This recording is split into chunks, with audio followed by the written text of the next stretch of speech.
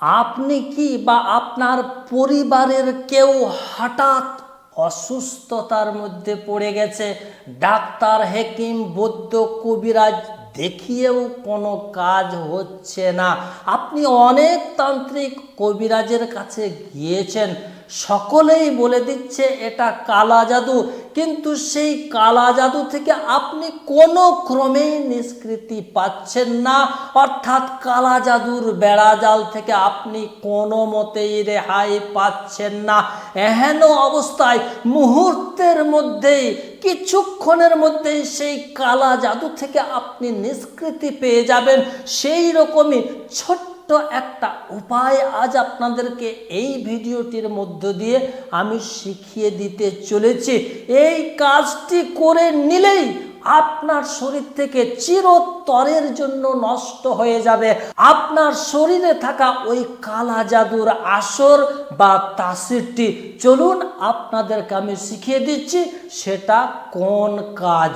এই কাজটি করার জন্য প্রয়োজন নদীর স্রোতের বয়ে যাওয়া পানি। নদী বা সমুদ্র থেকে বয়ে যাওয়া স্রোতের পানি আপনি অতটুকু পরিমাণ তুলে নিয়ে আসবেন যতটুকু পানি হলে রোগীটার গোসল দেওয়া হয়ে যাবে, অতটুকু পরিমাণ আপনি স্রোতের পানি নিয়ে আসবেন। কিন্তু ওই পানিটা সমুদ্র বা নদী থেকে তোলার একটা নিয়ম রয়েছে, সেই নিয়মটা আপনাদেরকে আমি ভিডিওর শেষে শিখিয়ে দিচ্ছি।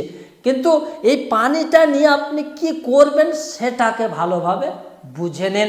ওই পানির মধ্যে কতগুলো কুল গাছের পাতা পরিষ্কার পরিচ্ছন্ন করে ধুয়ে নেওয়ার পর ওই পানিটার মধ্যে আপনি ফেলে দেবেন। আর ছোট্ট একটা সাদা কাগজের টুকরোয় এমন একটা কালি দিয়ে লিখবেন, কি লিখবেন সেটাও আমি বলে দিচ্ছি। এমন একটা কালি দিয়ে লিখবেন যে কালিটা পানিতে ফেলে দেওয়া মাত্রই কাগজ থেকে কিছুক্ষণের মধ্যেই ধুয়ে যাবে। এই রকম কালি আপনি ব্যবহার করবেন। তবে এক্ষেত্রে আপনি জাফরানের কালিটাকে ব্যবহার করবেন, তাহলে কি হবে, পানিতে দেওয়ার মুহূর্তের মধ্যেই কিন্তু পানির সঙ্গে ঘুলে যাবে, মিশে যাবে। লিখতে হবে আপনাকে ওই কাগজের মধ্যে পরিষ্কার পরিচ্ছন্নভাবে সূরা ফালাক এবং সূরা নাস, এটিকে সুন্দরভাবে কাগজে লিখে আপনি ওই পানিটাতে ছেড়ে দেবেন, ডুবিয়ে দেবেন। কিছুক্ষণের মধ্যেই দেখবেন কালিটা একদম ধুয়ে পানির সঙ্গে মিশে গেছে। এবার এই পানিটা দিয়ে কি করবেন তা আপনাদেরকে বোঝানোর আগে এই পানিটা আপনি নদী বা সমুদ্র থেকে কিভাবে তুলবেন সেইটা ভালোভাবে বুঝিয়ে নিন।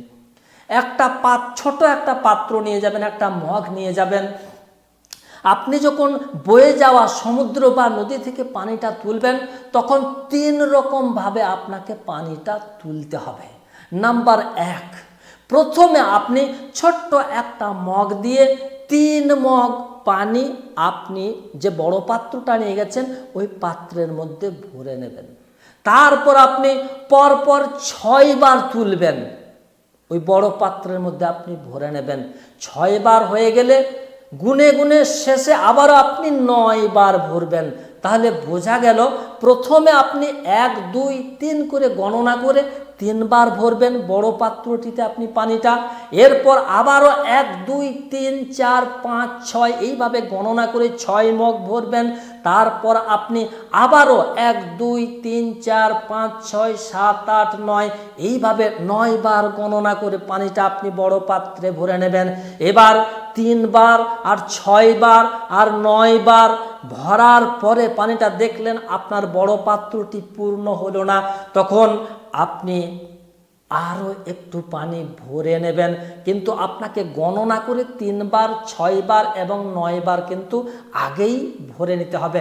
তারপর আপনি পানিটিকে বাড়িতে নিয়ে চলে আসবেন। নিয়ে আসার পরে ওই যে ফালাক নাস লিখে আপনি ওই পানির মধ্যে ধুয়ে দেবেন। আর কতগুলো কুলের পাতা ওই পানির মধ্যে ছিঁড়ে ছিঁড়ে কুটি কুটি করে দিয়ে দেবেন। এরপর আপনাকে পাঠ করতে হবে সূরা আবাসা কিংবা সূরা শামস, এই দুইটা সূরার মধ্য থেকে যে কোনো একটা সূরা আপনি পাঠ করে ওই পানির মধ্যে ফু দিয়ে দেবেন। এরপর এই পানিটা রোগীকে একটু পান করাবেন। এই পান করার নিয়মটাও কিন্তু ভিন্ন। পান করতে হবে পশ্চিম দিকে মুখ করে, অর্থাৎ কেবলা দিকে মুখ করে দাঁড়িয়ে দাঁড়িয়ে।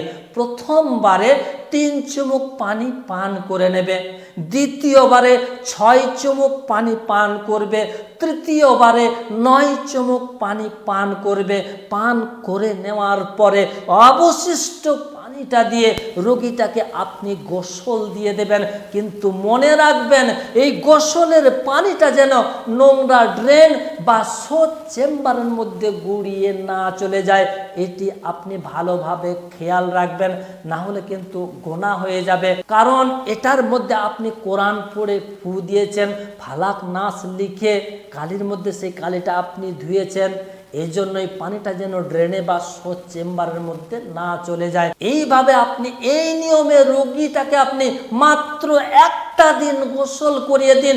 একদিনের মধ্যেই রোগীর শরীর থেকে চিরতরের জন্য কালা জাদুর আসর, যে কোনো ধরনের জাদু হোক না কেন, বড় বড় জাদু হলেও এই জাদুর তাসির আসর সঙ্গে সঙ্গেই নষ্ট হয়ে যাবে ইনশাআল্লাহ। আপনি করে দেখুন, সাথে সাথেই ফল পাবেন ইনশাআল্লাহ।